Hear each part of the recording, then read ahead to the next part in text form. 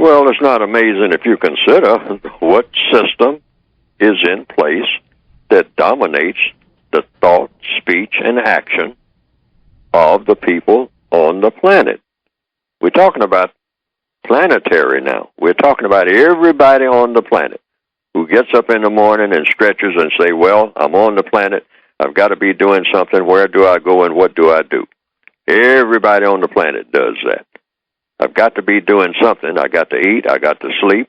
I got to find out what I am supposed to be doing that will work best for me and without harming other people, hopefully, But then what do I do?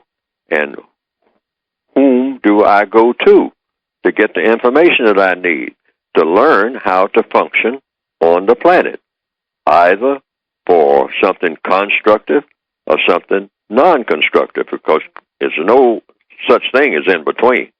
Every move that a person makes all day long is either going to be constructive or non-constructive. Everything that a person says in a conversation is either going to be constructive or non-constructive. There's no such thing as in between. So every individual on the planet has to make that determination every minute of the day, whether they're aware of it or not. That's what they're doing.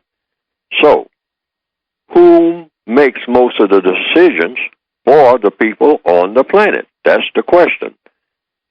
And so when you look around, you'll see that most major decisions are based on what color somebody is, regardless of what area of activity you're talking about. Economics, education, they're still arguing about schools all over the world, whether you're in so-called Nigeria or Ghana or Memphis, Tennessee. You're talking about getting, quote, unquote, educated. But the white supremacists say, well, we will determine what education means and who will be educated and how many people will be educated and for sure what color those people will be and what they will be educated about, what they will learn. We only want them to know so much about certain things. We will tell them how much they need to know about this and that. And if they want to go beyond that, they got to get our permission, because we set the parameters of what people are going to know.